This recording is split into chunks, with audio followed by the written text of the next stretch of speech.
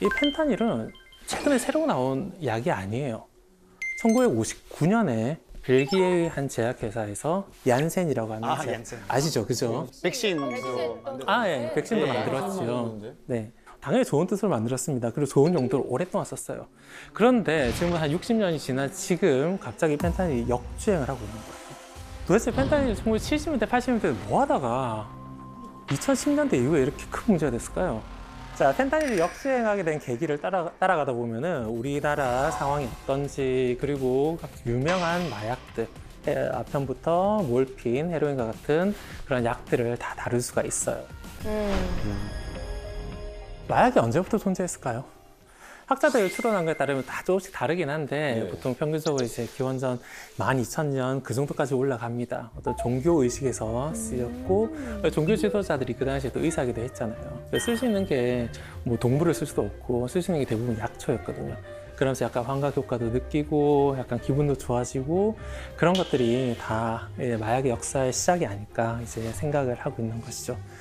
조금 시간이 지나서 기원전 한 1200년, 1300년경 고대 그리스에서 이런 형태의 여신상이 하나 만들어집니다. 뭐지? 이거 여신상, 여신상. 저 머리 뭐 추파춥스야 뭐야? 진짜. 진짜. 제가 알기로는 그 오피엄인가 약간 비슷하게 생겼던데. 오편? 오피움? 오피움? 오피움, 아편을 이야기하신 거죠, 아, 그죠? 아편. 네, 오피움이 아편이에요. 네, 그러면은 네. 우리가 알고 있는 마약의 이름 중에 하나일 수도 있겠다. 양귀비는 중국 아닙니까? 황세성 씨 굉장히 예리하게 들어오십니다. 그리스어로. 맞아요? 바로 양귀비 여신이에요. 양귀비 여신. 팔에 든 여신의 머리에는 정작 양귀비가 있어요. 그 양귀비가 원래 아편의 원재료예요. 양귀비가 봉우리가 올라올, 꽃봉우리가 올라올 때 살짝 상처를 내요. 거기서 이제 즙이 떨어지잖아요. 그 즙을 말려가지고 그걸 빻아서 쓰면 이제 아편이 됩니다. 생아편, 아편으로 이제 넘어오는 것이죠. 이 여신이 머리에 양귀비를 쓰고 있는 것은 아마 이 양귀비를 신이 내린 선물로 받다라고 보는 거예요. 그때는. 치유와 진정, 그걸 상징하는 그런 의미라고 봐야 되겠죠. 17세기 들어서 이제 아편이 또 하나의 전성기를 맞이하게 됩니다. 17세기 유럽에서는 약이 없었어요. 거의. 정말 제대로 된 약이 나온 게 다 19세기 넘어서거든요. 아스피린이 1897년에 나왔고 그러니까 뭐 하나 효과가 좀 있다 싶으면 그걸 다 만병통치약처럼 쓰는 거예요. 그래서 아편을 가지고 변비약으로도 쓰고 그 다음에 진정제로도 쓰고 일단 통증이 사라지니까. 만능 약으로 썼군요 그때. 근데 이제 사람들이 아편에 중독된 이유가 뭐냐면은 첫 번째는 진정 효과가 있어요. 마음이 쫙 가라앉아요. 그래 그거 별거 아니야 라고 하면서 마음이 편안해져요. 그다음 마음이 편안해지니까 잠도 솔솔 와요. 수면 효과예요. 불면증. 네. 그래서 수면제로도 많이 썼고요. 또 중요한 효과인데 진통 효과도 있어요. 아편을 이제 약으로 쓰게 되는 직접적인 계기라고 볼 수 있죠. 그때 아프면 뭐 방법 없으니까. 네, 그죠? 맞아요. 방법이 없어요. 그래서 참을 수밖에 없는데 아편을 복용하면은 괜찮다는 거죠. 그리고 진통 효과가 더불어 기분도 좋아져요. 이 네 가지 케이스가 굉장히 심각한 부작용도 나타냅니다. 말초신경에서 일단 구역질을 일으키고요. 아편의 성분이 뇌로 들어가서 호흡마비가 나타나요. 기본적으로 숨을 쉬라는 걸 이렇게 신호를 보내줘야 되는데 숨을 못 쉬게 만들어요. 숨을 못 쉬면 되게 괴롭거든요. 그 고통을 느끼고서 빨리 호흡을 해야 되는데 그 고통도 지워버린다는 거예요.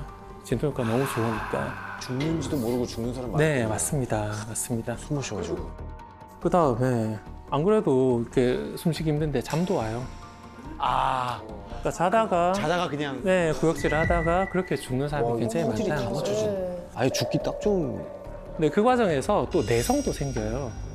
그러면서 더 많은 양을 쓰게 된다는 거죠. 그럼 뇌는 그에 이제 뭐 적응하겠지만 우리 몸은 더 심각한 부작용에 시달리게 되겠죠. 그러네요. 그리고 아편계열 진정제라고 부르는 물질들은 대부분 금단 증상이 즉각 나타나요. 바로.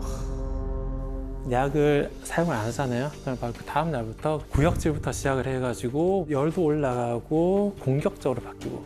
근데 그런 증상이 아편 하나만 복용하면 전부 다 사라지는 거예요. 한 번 잡히면. 네, 끝없이 괴롭게 하는 거예요. 그러다 보니까 자연스럽게 중독에 빠지게 됩니다.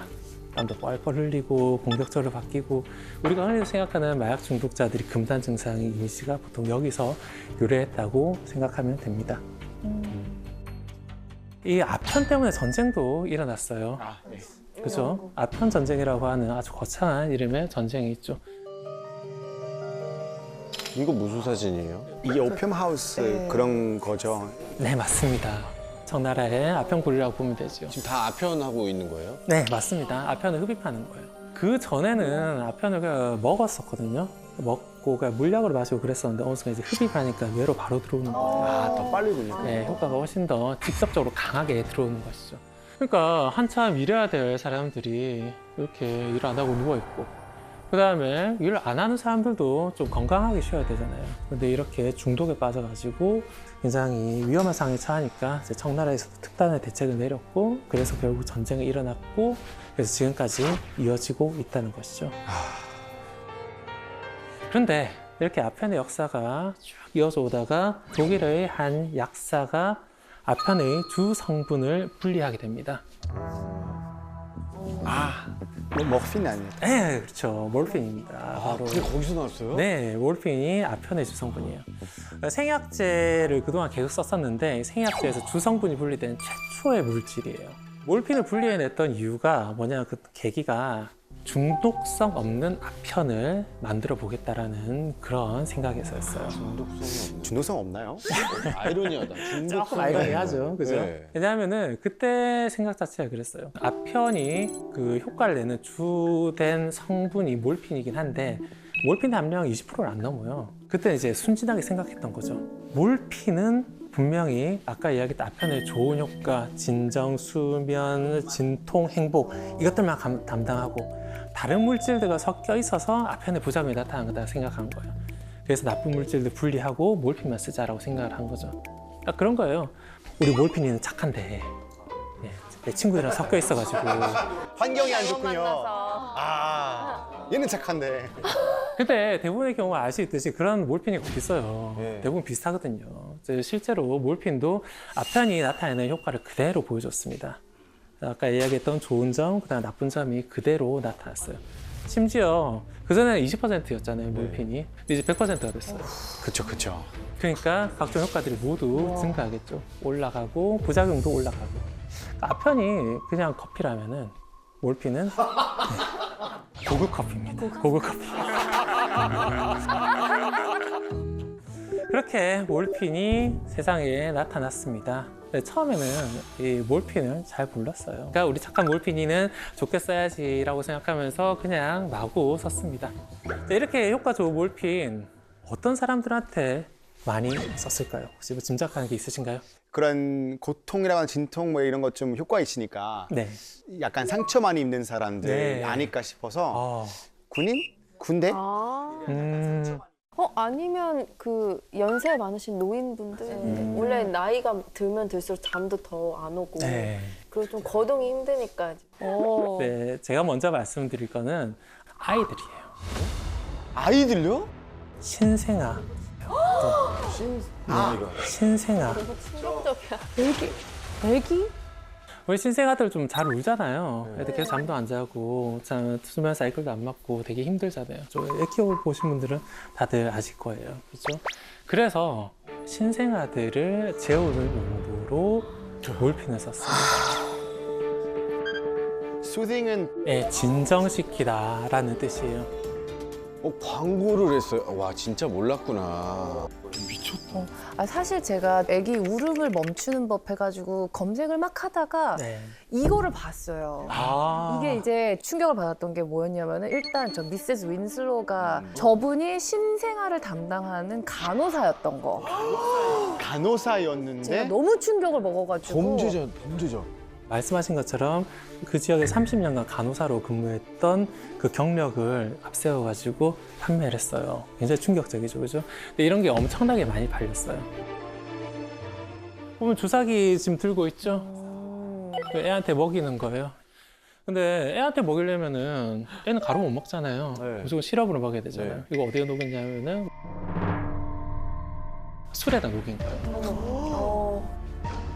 우리 아직 물도 못 마시는데.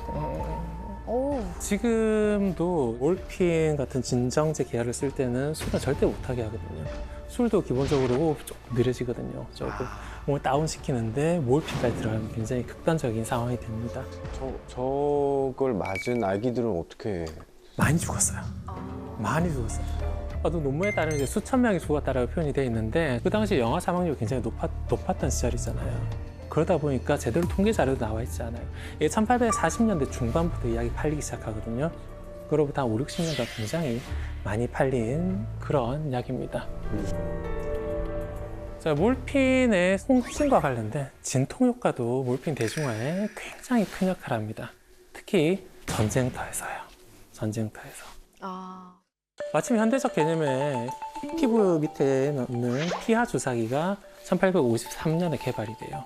몰핀이 한참 대중화되던 그 시기에 주사기도 나왔고, 그리고 그때는 미국 남북 전쟁이라든지 유럽이라든지 식민지에서 온갖 전쟁 다 하던 때였거든요. 그러다 보니까 기관총 같은 것도 이제 막 초기 형태 개발이 되고 무기 성능도 좋아지고 그러다 보니까 간단한 통증이 아니에요. 심각한 부상을 입은 사람들이 너무 많잖아요. 그 사람들한테 몰핀을 주게 돼요. 근데 나중에는 이 사람들이 그냥 중독돼가지고 전쟁이 끝나고 나니까 전쟁으로 죽은 사람들도 많지만 살아남은 사람들도 몰핀 중독자들이 너무 많은 거예요. 그래서 이런 사람들을 다 통칭해가지고 그냥 Soldier's Disease, Soldier's disease. 네, 군인병이라고 불렀습니다. 또 전시면은 정신 없으니까 그쵸. 옆에 진짜 위급한 환자가 맞아야 되는데 그냥 나도 하나만 놔줘 그리고 감기 몸살이라고 그냥 그렇게 해서 맞은 사람들 네. 진짜 많았을 것 같아요. 그냥 본인이 아프다 그러는데 네. 아프다 그러는데 어떡하겠어요. 몰핀이 위험하다라고 하는 생각을 그 당시에 못했으니까요. 제가 아까 19세기 전쟁에 이야기하면서 몰핀을 진통제로 썼다 그랬잖아요. 메스암페타민 같은 경우에는 20세기 전쟁에 쓰이거든요. 일본, 그 다음에 독일 두 군데요. 심지어 권장했어요. 더 강력한 군인들 만드는 그쵸. 강력한 군인들을 만들기 위해서 지치지 않고 좀 독일 전격전 하려면은 그 당시 이야기하잖아요. 3일간 잠을 안 자고 탱크를 몰았다 뭐 이야기를 하잖아요. 그 정도 놀라운 속도로 진격할 수 있었던 게 이런 메스암페타민의 힘이라고 보통 이야기를 하죠. 일본군도 마찬가지였고요. 특히 일본 가미가체 부대 같은 경우에는 죽기 전에 마지막 자살 비행하기 전에 일왕이 건네주는 플로폰 차를 마시고 비행을 하는 경우도 많았다고 합니다. 자, 시대의 차이는 조금 있긴 한데 우리나라 일제강점기 시절에도 비슷한 사례가 있습니다. 아편과 몰핀에 중독된 사람들이 굉장히 넘쳐났어요. 양귀비죠, 그죠? 양귀비가 비교적 그 당시에는 좀 흔하게 재배가 됐다는 거죠. 자, 이렇게 양귀비를 든 아이들의 사진도 남아 있는데 당시 사람들은 몰핀을 이제 몰핀이라 발음하지는 않고 일본어로 모루히네라고 불렀어요. 몰핀을 뜻하는 단어죠. 몰핀을 만든 곳을 이제 주사옥이라고 부르기도 했습니다. 자, 그때 전해진 이야기 하나 있어요. 평북에 살던 김시병이라는 사람이 식구들을 이끌고 만주로 갔다가 가족이 뿔뿔이 흩어지게 돼요. 그때 12살짜리 딸 연우리라고 하는 애가 있었는데 12살짜리 연우리를 결국 4년 정도 지나서 만나게 돼요. 딸을 그쪽으로 만나서 딸을 어떻게 했을까요? 딸을 주막집에 팔아요. 어머. 4년 만에 만난 딸을. 아빠가 몰핀 중독자였어요. 몰핀을 막기 위해서 70원이었다고 해요. 그 당시에 그 70원 때문에 딸을 주막집에 팔아요. 근데 더 충격적인 건 뭐냐면은 그 딸도 몰핀 중독자였거든요. 12살인데? 그래가지고 몰핀 없이는 하루도 못 사는 그 상황이 너무 견디다 못해서 나중에 도망을 칩니다. 도망을 치고 음식점 주인이 신고를 하고 그러면서 이제 알려지게 돼요. 자신귀 부녀로 그 당시에 소개가 됩니다. 자기 몸에 주사를 넣는 그런 사람이에요. 그래서 몰핀 중독자들을 부르는 그 당시 용어가 자신귀였어요. 자신귀. 네, 근데 사람들도 완전 바보는 아니에요. 사람들도 계속 적응을 하거든요. 현황을 보고서 그래서 우리가 어떻게 해야 될지를 알아간단 말이에요. 그래서 몰핀이 생각보다 위험한 물질이구나라고 생각을 하면서 중독성을 없애고 장점만 살린 물질을 만들어 보려고 했어요. 또, 좀 왠지 불안하죠? 5편에서 벌써 했는데. 심지어 이때는 몰핀 구조도 모르는 때예요. 몰핀 구조가 1920년대에 제시가 되고 밝혀진 건 1952년이에요. 1850년대, 60년대 이때는 구조도 모르면서 화학 기술은 조금씩 이제 늘어갑니다. 그러면 그 시절에 이제 화학 기술들을 막 접목을 해가지고 여기도 건드려 볼까, 여기도 건드려 볼까. 근데 어쨌든 이렇게 뭔가 하나 나와요. 또 뭐가 탄생했어요. 네. 그게 바로 헤로인입니다. 아, 와. 자, 헤로인은 뇌로 몰핀보다 더 잘 들어가요. 효과도 2배예요. 효과가 2배란 거는 부작용도 부작용도 2배라는 거죠. 아편계에서 유래한 진정제들, 지금 아편, 몰핀, 헤로인 이야기를 했는데 뭐 다른 물질들도 많이 있거든요.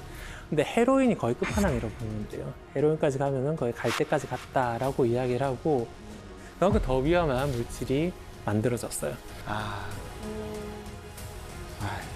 헤로인에 대해서 잘 모르던 시절에 몰핀의 중독성은 없는 그런 물질이겠지라고 생각을 하면서 헤로인을 광고를 했습니다.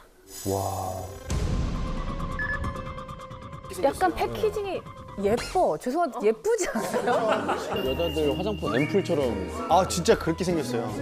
잠깐만 저기 기침약으로 쓰인 거예요? 기침한다고 이거 설마 주지 않았겠죠? 그게 맞아요. 오, 감기약이에요? 그냥 감기약으로 썼어요. 폐렴, 결핵이라든지 기침과 관련된 증상을 없애기 위해서 이 약을 썼습니다. 잠깐만요. 밑에 children이라고 써 있는데 오른쪽에 3 years? 네. 3살 아이까지? 네. 애들한테도 아무 생각 없이 그냥 썼던 이야기예요. 심지어 이 약을 일반 약으로 팔아요. 일반 약으로 그냥 약국에서 돈 주고 살 수 있는 그런 약이었어요. 어떡해. 뭐 광고하니까 맞겠지라고 하면서 그냥 사가지고 써서 복용하다가 많이 문제가 됐죠.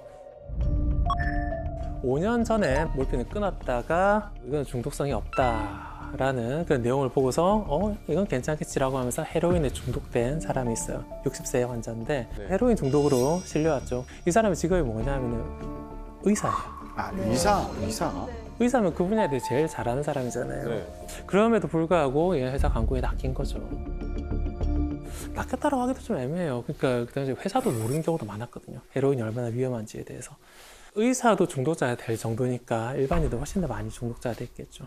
그렇게 많은 사건 사례가 터지다 보니까 이제 미국에서도 규제가 들어갑니다. 1914년이에요. 본격적으로 관련 법을 제정을 하면서 마약성 물질들은 함부로 약국에서 살 수 없게 만들어지는 거죠.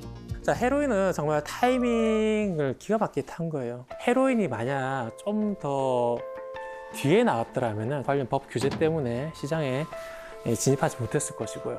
그다음 아주 초기에 나왔더라면 그 뒤에 나온 효과가 더 강한 물질이 자리를 대체했을 거예요.